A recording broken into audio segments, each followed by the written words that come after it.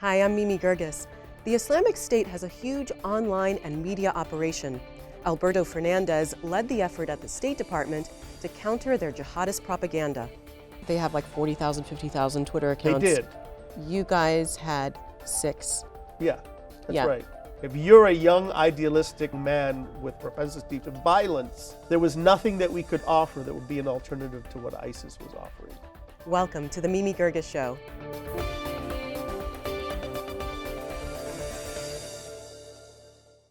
Some estimates put the number of ISIS Twitter accounts at over 50,000. They use social media to spread their propaganda, recruit, and intimidate. From 2012 to 2015, Ambassador Alberto Fernandez led an office at the State Department called the Center for Strategic Counterterrorism Communications. Essentially, his job was to lead the effort to convince foreign audiences not to join ISIS or believe their ideology. He's currently vice president at the Middle East Media Research Institute. Ambassador, welcome to the program. Thank you.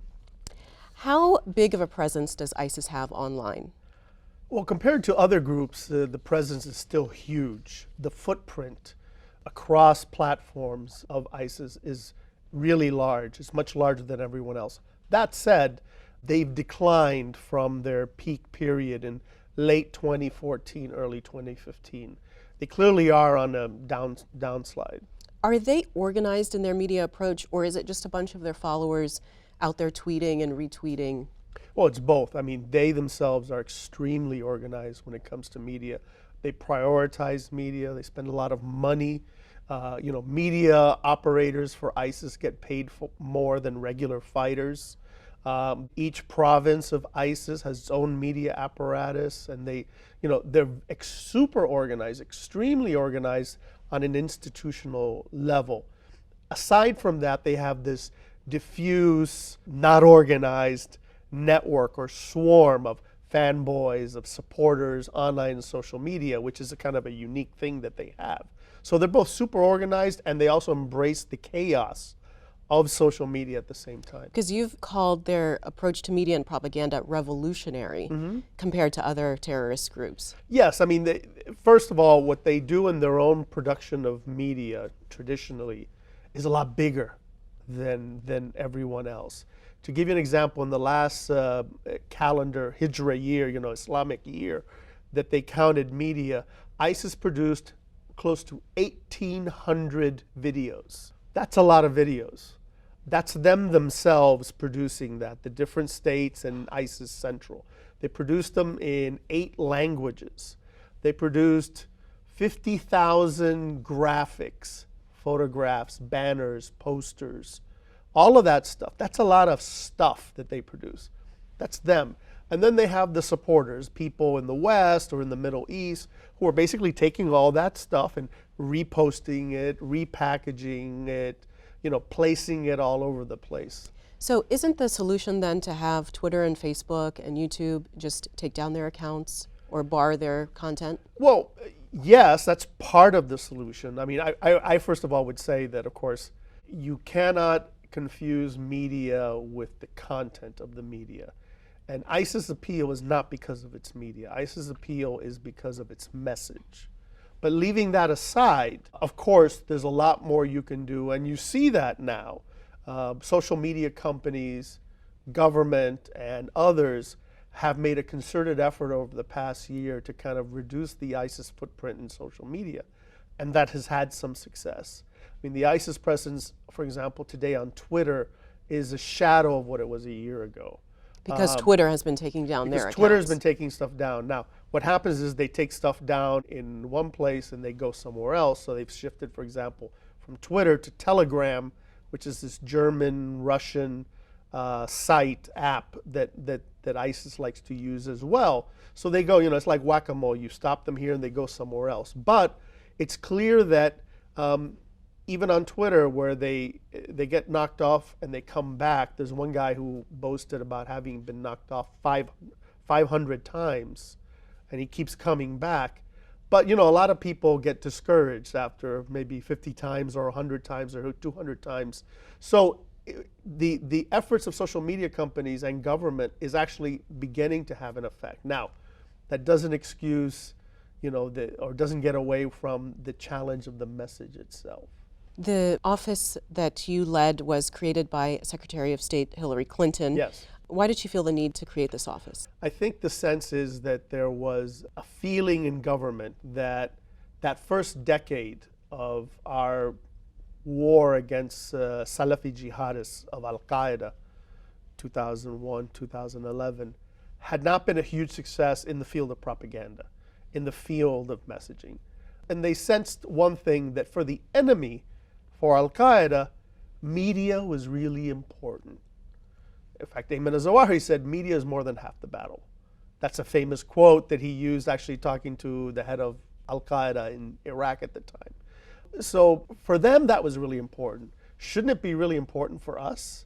So the idea was to have an interagency office or shop where, at the very least, everyone would be looking at, thinking about, and working on that very same subset, the propaganda war, the media war. That was the idea. Let's talk about the message itself. Mm-hmm. What is the message that ISIS is putting out there that is so attractive to not only the young disaffected, but they're attracting middle-aged professionals? Yeah. Well, it's a multifaceted message. You could say it has kind of three components. I mean, it has many components, but you can reduce it to three components. Number one is the Salafi jihadist message. So it draws on a Salafi worldview of Islam, formative Islam, and the jihadist way of doing Salafism. In other words, violent Salafism. That's where it comes from, which has a long history in Islam and in the Muslim world, and that's something that has specifics about it. Second of all, it talks about something which is real, a real state, a real entity. The caliphate is declared, ISIS declares the caliphate only after the fall of Mosul, when it actually has, at least on the ground in some kind of real way, something physical. So you have a Salafi jihadist worldview coupled with a call to build a real thing, a real state, a real caliphate. It's not about something pie in the sky that eventually is going to happen. Which was Al-Qaeda's thing. Exactly. Right? Al-Qaeda was pro-caliphate. But for Al-Qaeda, the caliphate was going to happen sometime in an indeterminate, vague future. Right. For ISIS, it's khilafah now, caliphate right now. And the third part, so you have Salafi jihadism, the real state, the caliphate. And the third part, an appeal to the individual, especially to individual youth. In other words, you young person watching this video, you have a role to play in building the state, in self-actualization. And you have a duty as a Muslim to do Yes, exactly. But it's a duty as a Muslim, so it's a religious duty, but clothed in a postmodern language of personal empowerment, of individualism, of redemptive violence, of sex, of all of these things. So it's a very seductive package for some people, especially some types of young people, especially young people that may be alienated or have problems with identity or don't know who the heck they are. So your job then was to counter all that. What is the most effective counter message? Well, the most effective counter message is obviously to show the gap between what they say and what they do. We've seen that, and it's been studied, that this is a message about certain things and the reality is otherwise. So for example, if ISIS talks, and they talk about this unstoppable, growing, powerful state. Baqiya wa tatamaddad, that's their motto, right? Here to stay and growing. If you can show that they're not here to stay and they're not growing, that they're losers, that is a way of weakening their appeal. That's why the military security dimension of ISIS is so important. I remember when I was at CSCC, trying to counter the fall of Mosul with a video. Well, guess what? You can't counter the fall of Mosul with a video because the fall of Mosul is something real that happened. The only way to counter that is for them to lose Mosul or to lose on the battlefield. So showing the gap between the rhetoric and the reality is the safest and the surest way of doing it. But that's not an easy thing to do. Whenever they lose on the battlefield, though, they will go and blow up a market in Baghdad. They'll attack a European city. Yes. So they're always winning. That's the image they want to give, and they've been pretty successful at doing so. In other words, their preference is to show advancement on the ground. They would love to show themselves marching into Baghdad or marching into Damascus, right? The fall of cities, the armies, crossing and taking territory. That's their preference. If they don't have that, they do exactly what you said. They do other things to look like they are winning. They're in the news business, but they're also in the news-making business. So military victory is the preference. But if you don't have military victory, what can you use? You can do something that's going to generate coverage. The ISIS passport, the ISIS dinar, the ISIS credit card. I'm joking, but whatever, the ISIS whatever. Or exotic ways of killing people. Burning them alive, dropping them in acid, drowning them in a swimming pool, clickbait, I mean, they're click fiends like Kim Kardashian, They'll put stuff out that people want to look at or want to see. And then terrorist attacks and the growth of the franchises. So ISIS maybe is retreating in Syria and Iraq. But they can say, well, we're advancing in Libya, we're advancing in Yemen, we're advancing all over the place. Sinai. Which gives the image or the appearance of forward motion and growth. They are kind of like part shark and part pufferfish. Shark needs to keep swimming if it's not going to sink. ISIS needs to keep advancing. And they're like a pufferfish because they need to make themselves look bigger and meaner and more powerful than they actually are. Think Again, Turn Away is a campaign at the State Department. It was a campaign. This was in 2014. You were still there. Yeah. There's a video that was put together called Welcome to ISIS Land. Yeah. It was graphic. It was gruesome. It was sarcastic. Yeah. There were things like, come to ISIS land, you can blow up mosques, you can kill Muslims, and actually showing their images. Yeah. What were you thinking? Well, I think what we were thinking is an extension of what we've been doing in Arabic for years. I mean, we began doing videos in Arabic in 2011, and you do whatever you can. You try the factual approach, you try the comedic approach, you try the sarcasm approach, you try the dissonance approach. So Think Again, Turn Away, and that specific video, Welcome to ISIS Land, it's actually kind of funny that it got so much attention because it was not that different from dozens of videos along the same lines that we did in Arabic. It was basically trying to do a type of propagandistic jujitsu, using their images, using their narrative against them. They have all kinds of videos saying what? Come to ISIS land. Come, you're going to have a great, especially at that time, you're going to have a great life here. But that violence isn't a turnoff for people. I Well, mean, ISIS glories in that death and destruction. I mean, you have to remember, the ISIS message is multifaceted. So, of course, an appeal to violence is part of its attraction. There's no doubt about that.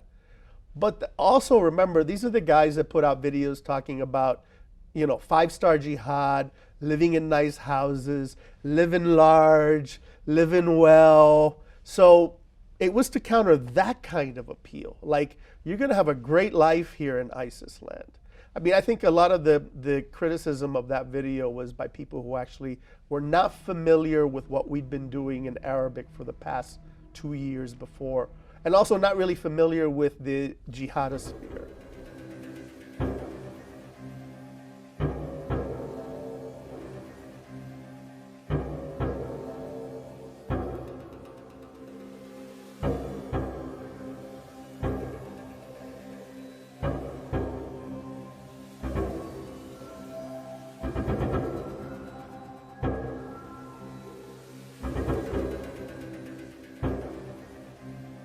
Let's talk about what you guys actually put out. You use social media in Arabic, Urdu, Somali.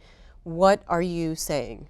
Well, what we were saying, of course, I left over a year ago, and I think since I left, the government has gone a different way. There was not one message. You basically looked at, on a daily basis, at what the adversary was saying What were their themes? What were the points they were trying to reach? And then try to find something, anything, that you could do to respond to their message. I mean, one of the problems we faced is that their messaging was a reflection of what they were actually doing. And in our messaging, we really couldn't talk that much about what we're doing. I'll give you an example. Syria, huge part of the ISIS appeal, 2013 and 2014, even 2012, was about Syria. We were hamstrung by U.S. foreign policy on Syria. We would go and talk about, don't join Al-Qaeda in Syria, don't be with ISIS. And people in Arabic, and sometimes in English, they would say, how come you guys talk about ISIS, you don't say anything about Assad? And what we're going to say, red line, kind of ridiculous pablum that the State Department put out. There was no strong response. If you're a young, idealistic young man with maybe a propensity to violence, there was nothing that we could offer that would be an alternative to what ISIS was offering. Did you guys ever engage on the religious level? Or did you kind of take a hands-off, that's not our job approach? Not a lot. I mean, some of the people that worked in the office and the operation were Muslims. In fact, many of them were Muslims or are Muslims. But we did think that it's not a good fit for the U.S. government to talk about religion. Isn't that a big part of this? It is a big part of it. But government we have credibility issues in general. But the idea that the U.S. government is going to say that, this verse from the Quran says this or that, we didn't see that as particularly credible. Now, what we did do is use them saying things. For example, there's one video where we put out in 2013 or 2014 where Abu Muhammad al-Adnani, the official spokesman of ISIS, he said this in a video. He said, do you think because you pray 5 times a day and face to the 2 Qiblas and say there is no God but God and Muhammad is his prophet? In other words, if you think you're a Muslim and you think that you're free from harm, you're not. We decide whether you're really a Muslim or not. We decide whether you're free from harm or not. So we used his words to say, look at the arrogance of this guy. He's deciding you're not really a good Muslim, or you're not Muslim enough, or you are a kafir, you can be slaughtered without mercy. So we used their religious discourse against them. That was the idea. I mentioned before that they have like 40,000, 50,000 Twitter accounts. They did. You guys had 6. Yeah, that's right. So how is it that we invented social media, we invented the internet. How are we so out-resourced? Well, I think part of the problem is philosophical, and it kind of goes back to the way government looks at media. Despite the advances in social media, much of government still looks at media in an analog way, in the kind of the tradition of the public affairs, of the spokesperson of the department or the Department of Defense or whatever. Government has been uncomfortable in embracing the chaos and the risk that is social media. CSCC was a lot riskier, a lot more chaotic, a lot more forward-leaning than the rest of the government, but it was nowhere near what it needed to be. I mean, we would respond to a pro-ISIS tweet, maybe a couple of hours after they said it. That's really slow in social media terms. On the other hand, that's really fast in U.S. government terms. So you see the problem there. The Obama administration doesn't use the term Islamic terrorism or Islamic radicalization. Yeah. They say violent extremism. Yeah. What do you think of that? Well, I think it's kind of a dodge. I understand, obviously, they do not want to give offense, and ISIS and Islam are not the same thing. But you have to address the nature of the entity. And ISIS is a Salafi jihadist organization. That means something. That means something within the context of Islamic history. And they are steeped in a certain type of Islamic discourse. Not all Islamic discourse, but a certain type. And so to combat them, you have to engage. You have to kind of go deep into these things. Doesn't mean the US government should be trading chapter and verse on the Quran with Muslims. But you have to understand, for example, if they talk about we don't kill innocent people, well, it depends on your definition of the word innocent. Right. Right?